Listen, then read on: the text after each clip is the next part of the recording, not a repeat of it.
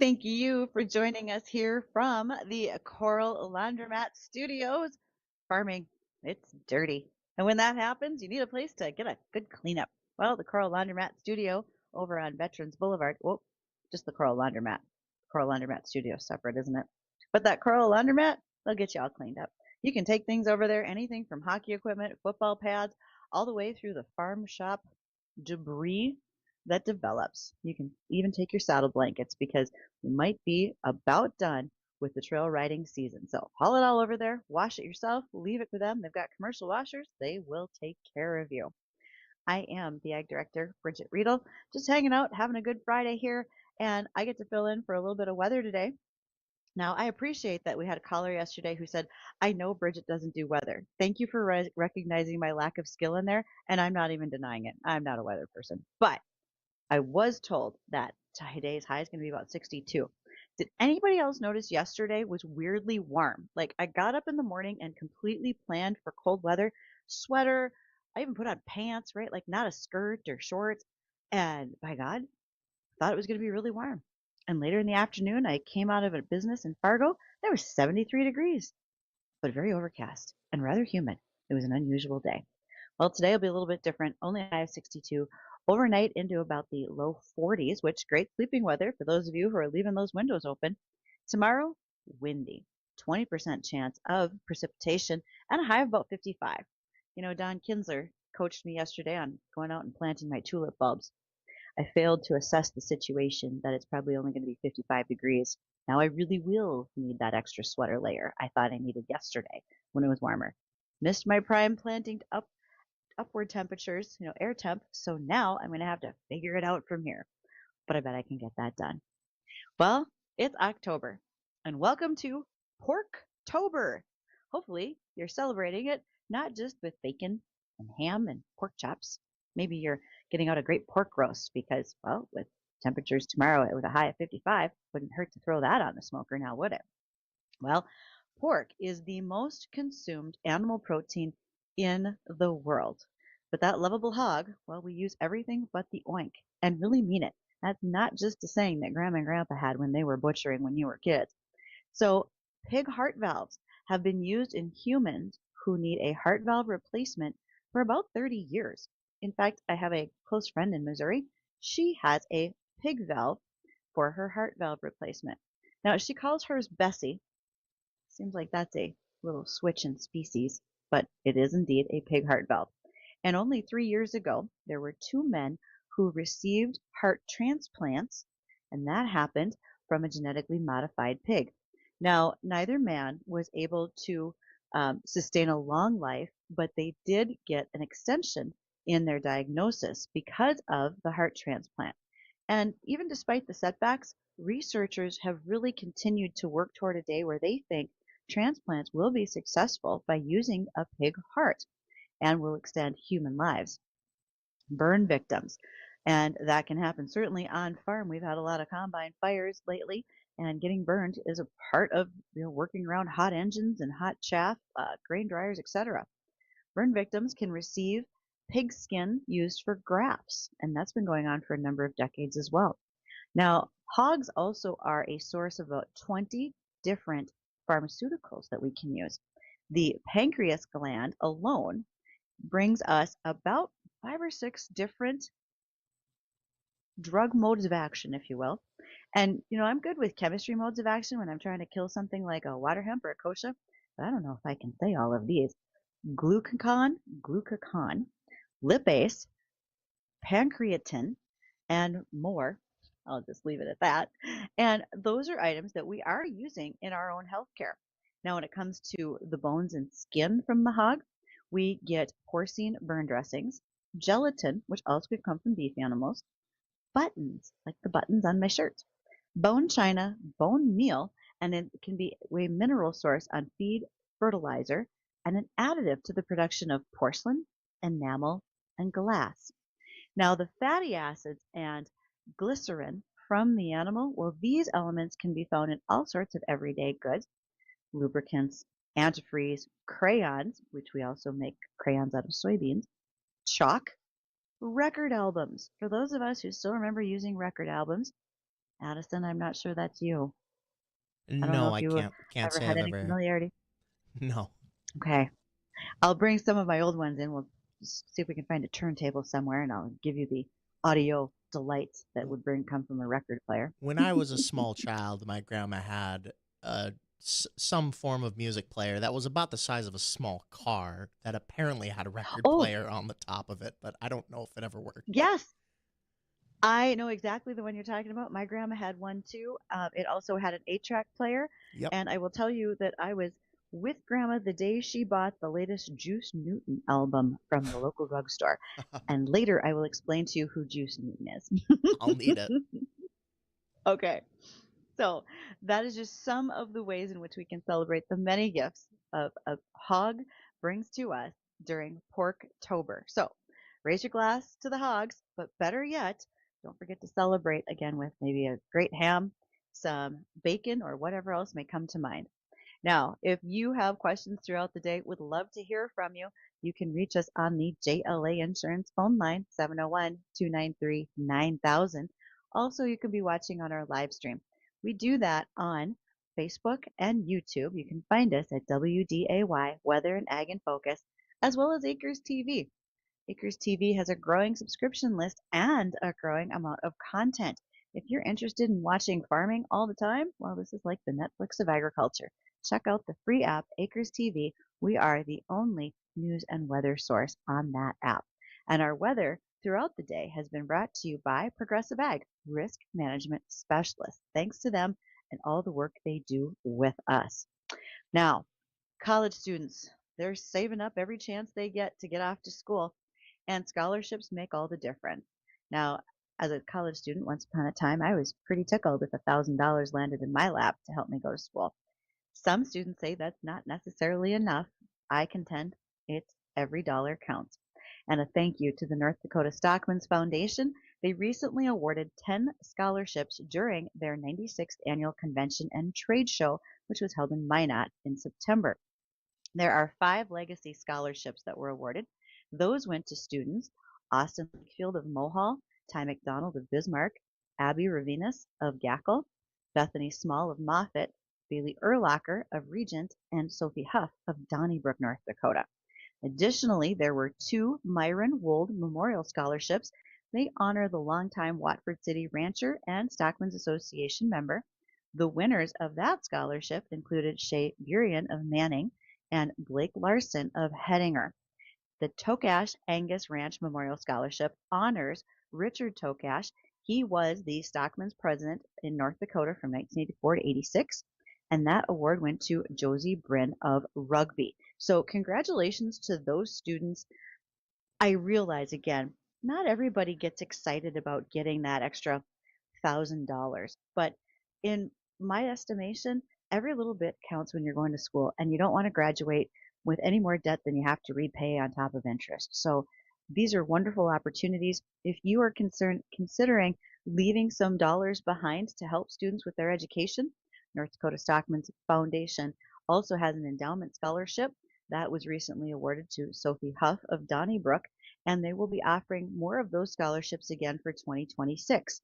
You can find the applications for yourself as a student or for students in your life at Stockman, NorthDakotaStockman.org. That deadline is March 1st. You've got some time. But those senior and junior years of high school, they can get away from you. So, in that regard, you might want to get on the stick and start filling out some applications. One more opportunity for you. The South Dakota Cattlemen's Association is partnering with Farm Credit Services of America, the South Dakota Corn Utilization Council, and others, and they are accepting applications for their second class of Cattlemen's Leadership Academy. The program really empowers those in the beef industry to make a positive impact, drive more sustainable growth, and shape the next generation of leaders in the cattle industry. You can apply for this opportunity. There will be seminars throughout the 2026 year that include networking, collaboration. Also, you're going to be learning communication skills that you probably didn't have before. Participants really strengthen their skills with a social media strategy, interviews, what through all sources of media, and more. And those applications are open through November 1st.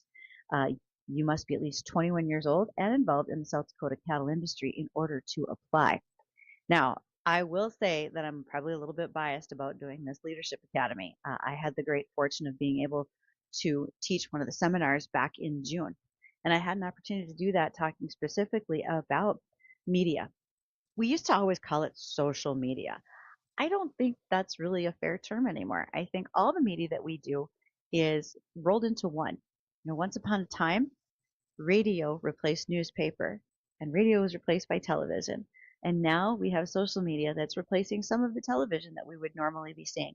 So it's just all media and how we use it for the benefit of the good of our industries and ourselves and our family ranches and farms is a great opportunity. So again, if you are thinking about expanding your skill set and you're a part of the cattle industry, South Dakota Cattlemen's Association has an excellent opportunity for you. North Dakota has some for their young producers as well. They'll be announcing that class coming up very soon. Anytime you have questions about these and other things, you can send me emails, ag@flagfamily.com. I would be more than happy to share the links and help you find the right way to apply for any of these things. Well, we're going to catch up with the American Ag Network's livestock report, and when we return, we have the opportunity to visit with our guest today. We're going to be joined by Miss Red River Valley Fair. Her name is Taylynd Stuhr. I hope I said it right, but I bet she'll correct me. She's not only Miss Red River Valley Fair, she's a Dickinson State University student, a cattle producer, and she has founded the ag literacy nonprofit Know Where It Grows. We'll talk to her when we return.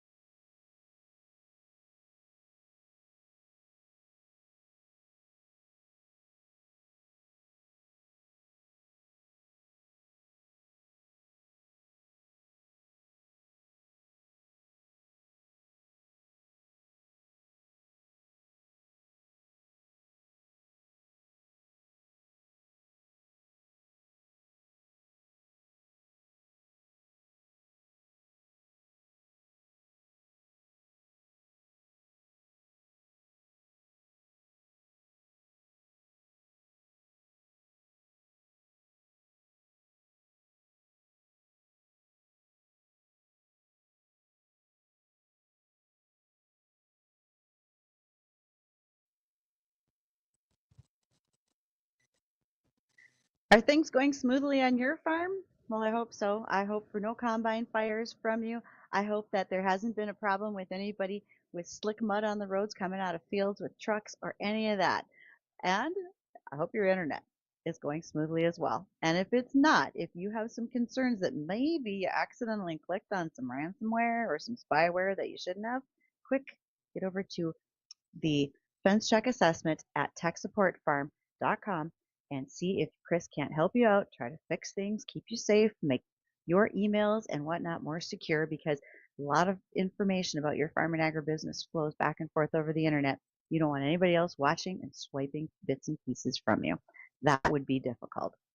Well, additionally, today let's talk about a few headlines that are out there. Now, I had a lot of comments when I used this story on Monday morning in respect to how mining and field plants are probably at a bit of an intersection, you might say. So, this is happening in South Africa. There is something that is called genome mines. And what they are doing is they are actually using plants that are they are considered accumulator plants. So that means that when you have them in an area that's heavily enriched in, say, nickel, cadmium, or arsenic, these plants can suck up that material and then the plants are harvested.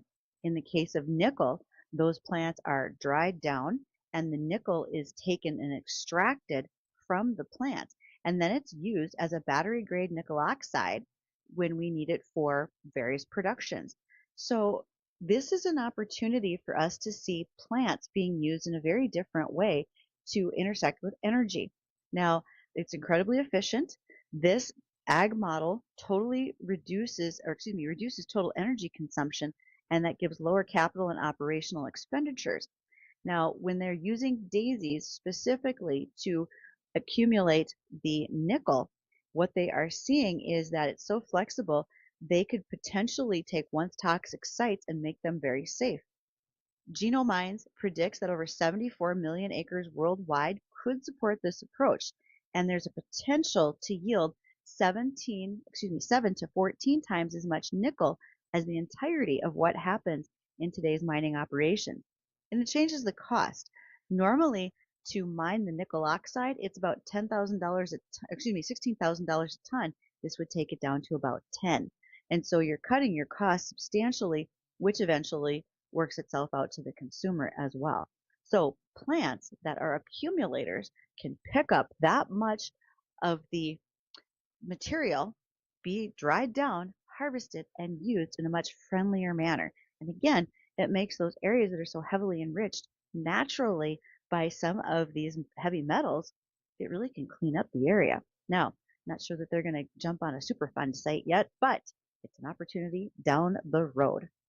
Now, additionally, as we're talking about plants and the interesting things they can do, the Vice President of Communications with Interplant, which is truly a company that exists, says that there is early detection of fungus diseases in soybeans and the plants can communicate that as a reality. This is the first time in a growing season that Interplant is using what they call Crop Voice Disease Alert Network, and it detects real-time infections in fields. The soybean has been genetically engineered to emit an optical signal when it's under attack from a fungus. And then the inner soy or the inner plant fungal sensors in these plots are imaged twice a day.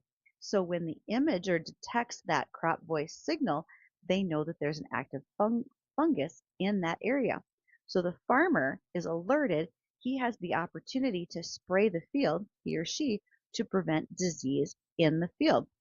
Once the plants in the network send the signal, the information is amplified. They use a laboratory analysis for that. They can also do on-the-ground scouting, use more local agronomic expertise and weather data to create an advanced model of what might be happening.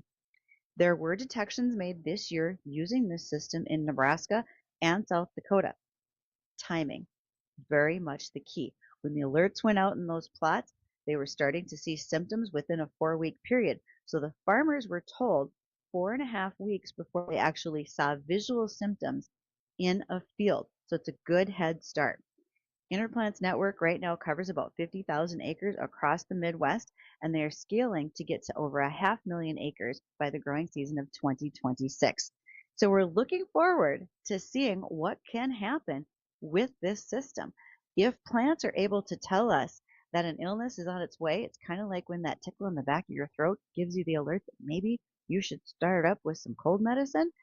This can give us a faster opportunity to respond, to prevent yield loss, and so much more. Truly excited about the opportunity to see where this could go. And price wise, I'm sure is a big question. How much does this add to a bag of soybean seed, etc.?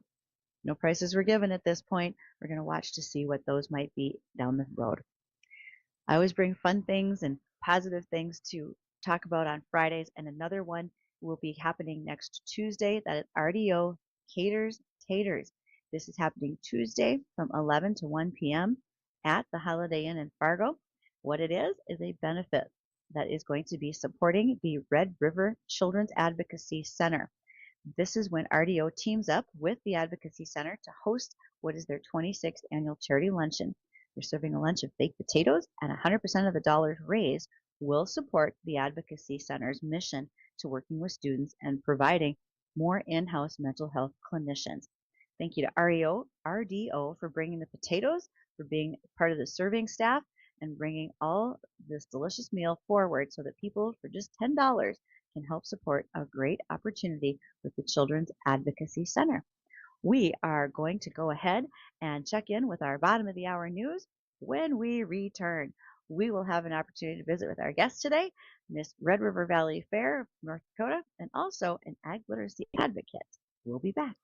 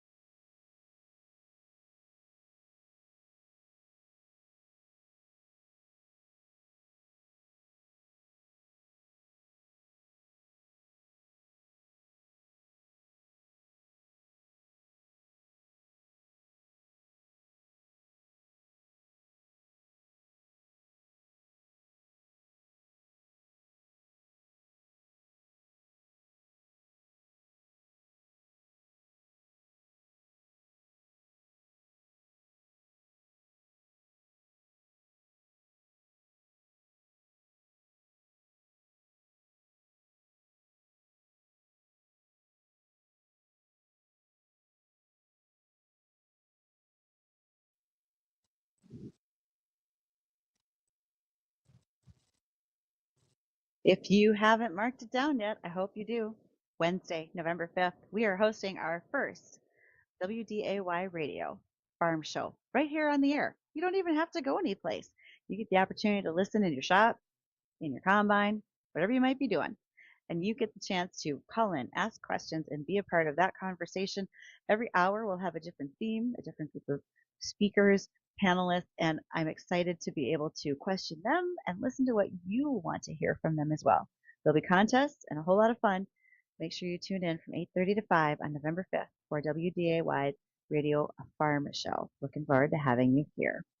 Today, I have the opportunity to visit with a young lady who's going to Dickinson State University, and that is Taylynd Stuhr. Did I say your last name right, Taylynd? Did I get that right? Stuhr, yes, you did. Stuhr. Excellent. All right. Well, tell us a little bit about your background. A little bit about my background. So I am a sixth, seventh generation farmer. I have also a first generation cattle rancher. So my sister and I, a few years ago, had the honor and privilege of starting Dendora Valley Cattle Company. And so far we've been able to sell whole beef, grass fed, grain finished, to consumers all across the United States, and it's been such a blessing that I'm able to pursue an ag business and ag communications degree and continue on my family's legacy. So you're originally from Arizona, correct? Is that where you're raising cattle? Yes, ma'am. Yep, that is where I'm How'd, at. how'd you get to Dickinson State? So there's this lovely thing called track and field. And I knew growing up that I needed a way to help pay for school. And by the grace of God, I have this incredible athletic ability to run and to jump high. And I got recruited my sophomore year. I originally ran for Pima Community College in Tucson, Arizona for 1 year. Found it was not my forever home, and then Dickinson State University decided my sophomore year, hey, we want to make you a Blue Hawk and we want to treat you as one of our own. And I've been up here ever since. So I've been pole vaulting, high jumping, doing some 800-meter runs for them, and it's just been one of the biggest blessings. It's such a great school. But you didn't bring the cattle with? I bet they're disappointed. I mean, they are, but I don't know. A lot of folks from North Dakota, I didn't realize this, like to go to Arizona to get away from the snow and things like that. So Allegiant flights are relatively affordable, I'd have to say. So obviously, Yes. the sooner you book your flight, the cheaper it is. So my sister and I, somebody's always home. I go home about once a month or such, just to make sure everything's running smoothly. I'm blessed though that I have so many people that believe in my sister and I's vision to keep the cattle company running while I'm pursuing a degree. So it's not easy and it's not ideal, but it works for us. So, with the opportunities that you have with cattle and so forth, first of all, as a seventh generation farmer, what are you raising on your farm in Arizona? And then, of course, we need to know what breed of cattle are you raising that you're using in your farm to table operation? Yes, of course. So, currently on the farmer side, on the farming things, we grow cotton. Cotton's our main. Wheat, barley, alfalfa, sorghum, millet, things of that. And then we do some custom harvesting for folks here and there. And then as far as cattle, my sister and I, so my favorite breed is anything shorthorn. That's one, I love the color. I grew up a 4-H and FFA kid. I showed all throughout my career, from the time I was in fourth grade till I mean, oh gosh, I think you age out around 19, 20 years old. So I showed up until then. But shorthorns have always been my forever favorite. I call them rugs. But we have a lot of Angus, a lot of Angus cross. Charolais crosses do the best because obviously in Arizona it's so hot. So up here in North Dakota we use Charolais because it's so cold and they're hardy.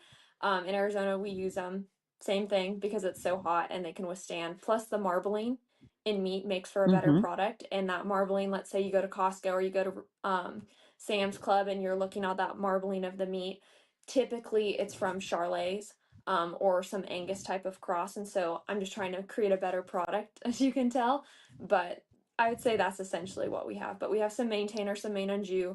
I mean, of course, we have the random Corriente that came from the auction somewhere in Marana. Who knows? But we have a good hunk of a herd. Well, and when you're looking at like Maine Anjou, the Charlet, as you mentioned, they're Yep. pretty good calvers, and ease of calving is pretty important if you only get a chance to go home once a month and try to be around when the herd needs you, you might say. Sure. I mean, once again, it goes back to our team and our individuals that so graciously help our farm run smoothly and effectively. So that's made life a whole lot of a difference. But what's cool about my sister and I's operation is, so like I mentioned, we showed our entire career. So it was about our second year of showing livestock that we decided, I mean, we at first we were not very good. Like we were not getting the buckle, we were not getting the banner. We were bottom of the class. I mean, we had no clue what we were doing.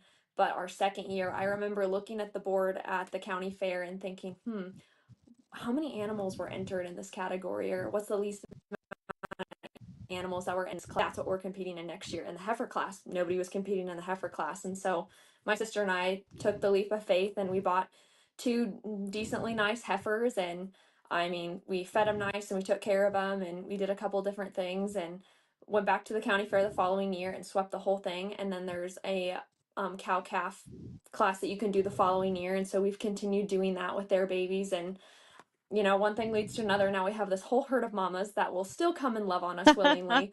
But they're really good moms and they love their job of getting to be a mom and take care of calves. But I honestly give it all to them because they're doing the hard work, not me. I'm just coming home and make sure everybody's still alive. So, with that hard work, you've probably noticed some variances in agriculture in Arizona versus North Yep. Dakota. What was your first big shocking notice when you got to Dickinson State? You guys put things in the shed when it gets cold. And you're like, all right, Yes. you guys all have second jobs. See, we farm 365. I mean, we'll Hmm. harvest in December or November or January, or depends on whatever we have in the ground. I mean, we're constantly doing something.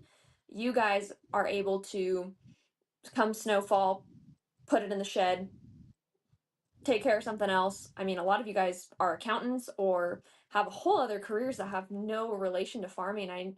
One of our good family friends up here that we've made acquaintances with, they farm and then he's an auctioneer on the side. So like that's what he does during the winter. I've met other individuals, one's an accountant, the other one they have another random family business. And so it honestly just depends, but I didn't realize, oh wow, you guys do other things up here versus we farm 365. Plus your guys' equipment is a lot nicer than ours because you guys have time to work on it, take care of it in the shop.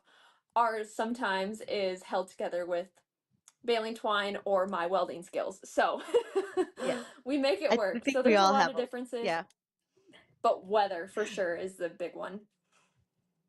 we've all got a few things. I don't see a whole lot of Pima cotton here in North Dakota, I must say, No, versus where you're definitely growing not. up. I So mean, we that's a have change. things overheat all the time. We have animals die of heat, unfortunately. I Yeah. mean, we have equipment overheat constantly. I mean, we have our employees get hot sometimes, but you guys just freeze to death. And I'm like, what is this?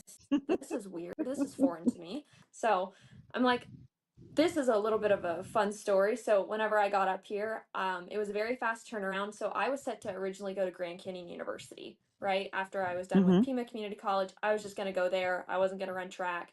But a week before school started, Coach Whipcott called me and was like, hey, just come check out the school. This was on a Monday. By Wednesday, I flew up here, toured the school, did all the things. By Friday morning, I'd signed paperwork. I flew home that afternoon, packed everything in my pickup, and by Friday night I had started driving up here to the great state of North Dakota and went to class on Monday. And that following winter, first snowfall, I went out to start my pickup. It would not start. And I was like, weird. I don't have a garage at my house either. And I was like, this Right. is weird. Lord, did I know that your truck batteries could freeze? So that was Uh-huh. definitely a learning curve. So now I have a block heater. I know all about it. Um, but It yeah, that was there's a some really moments, fun right? experience. Oh, Yeah, for sure. some learning You curves never that go think with of these it. things until it happens to you. Well, that sort of leads into the discussion about what you have created as a nonprofit for ag literacy Yes, called ma'am. Know Where It Grows, Mm, because you yes. had to learn some lessons, and it sounds like you're using this as a way to teach others lessons as well. Tell me more. Yes, it is. Yeah, I would love to. I mean, once I decided, like I mentioned before earlier in this interview, I knew that running track and field was going to give me a leg up on helping me find an affordable way to pay for college because I knew I didn't want to go into debt. And soon I learned about the Miss America opportunity my freshman year of college.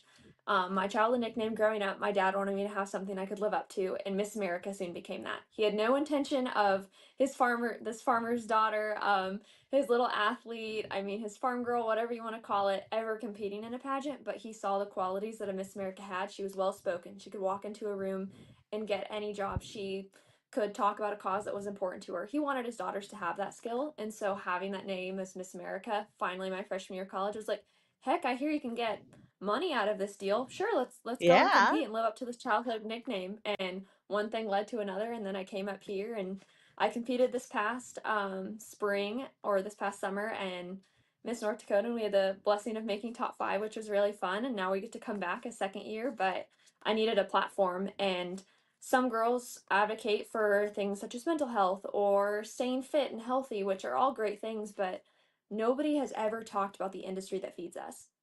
And I was like, this is my opportunity to open that conversation because it bugged me whenever I was in high school. I mean, from a relatively heavy ag community, why was it that everybody was like, what do you mean you're wearing boots and jeans to high school? You're a farmer? That's weird.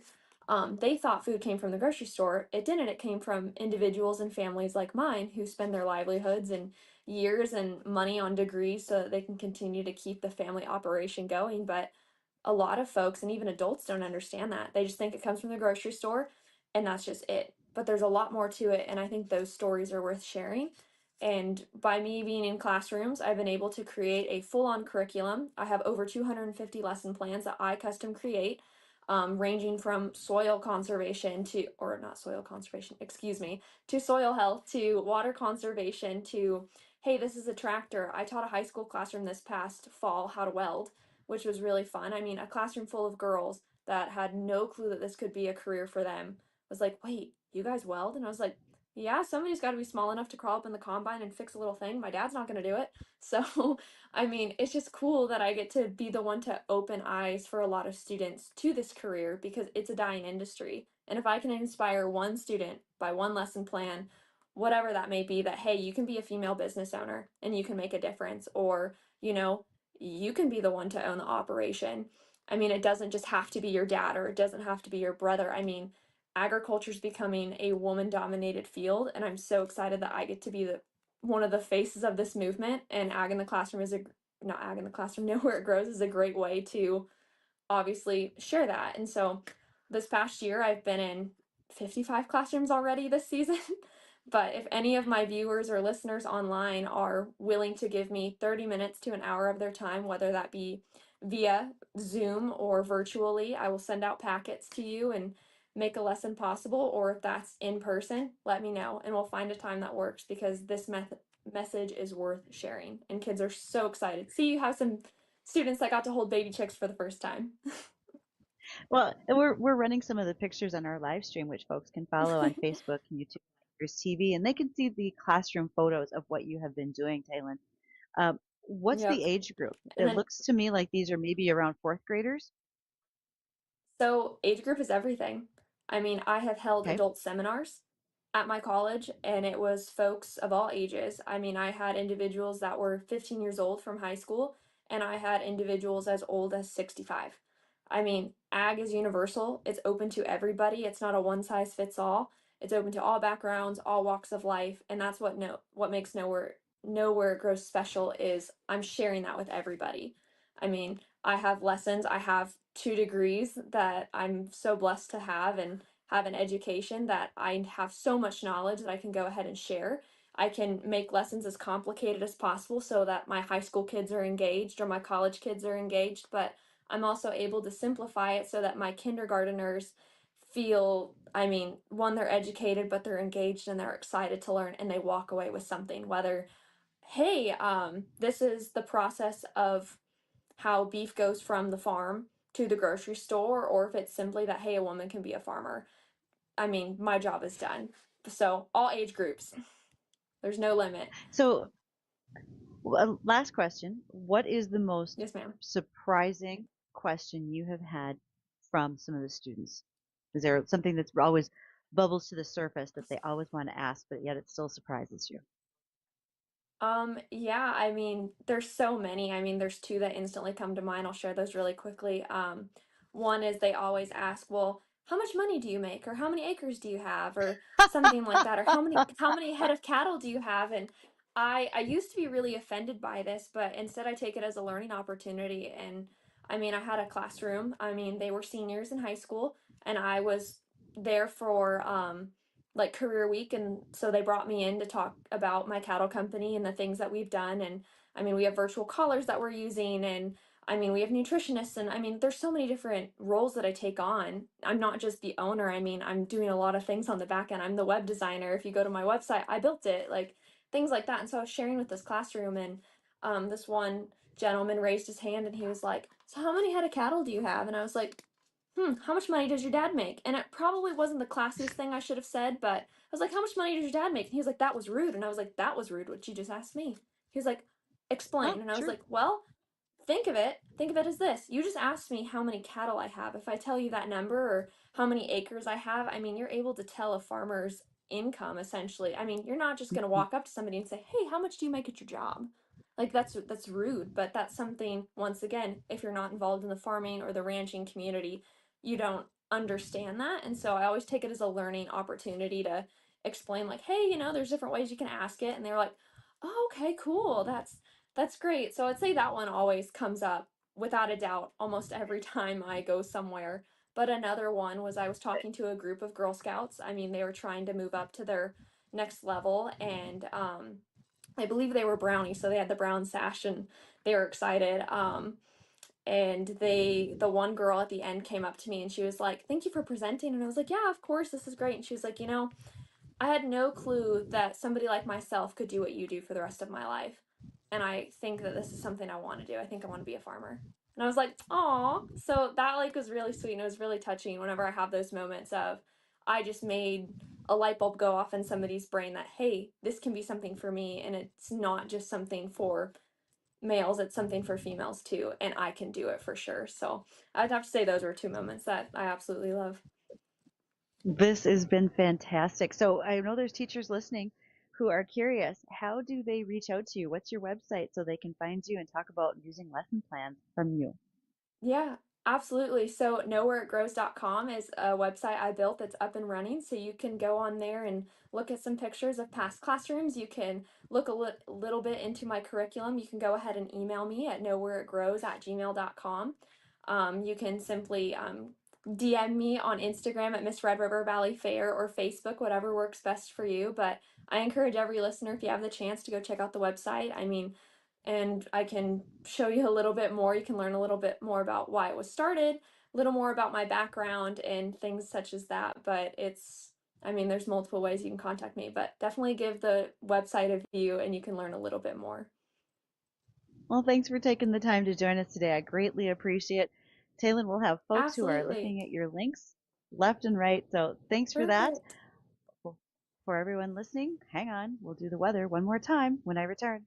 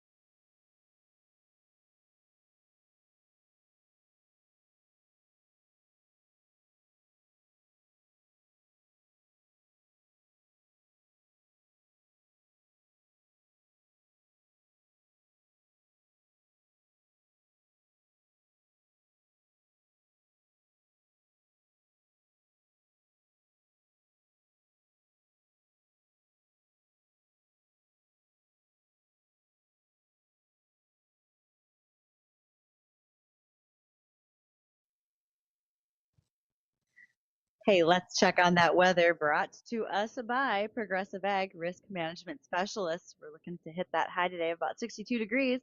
Overnight low in the upper 40 or low 40s actually. Tomorrow, only about 55. Chilly. Doesn't look like it's going to be very sunny and windy. So hang on to your hat when you're outside. It's going to get a little brisk at night, down into the 30s. We'll see if there's a frost in your neighborhood. If there is, you can always let us know on the JLA Insurance phone line, 701-293-9000. And as always, thanks for many of the messages we've been getting over the last few days to my email address, ag@flagfamily.com. Appreciate the suggestions for guests, for questions that you have, and so much more.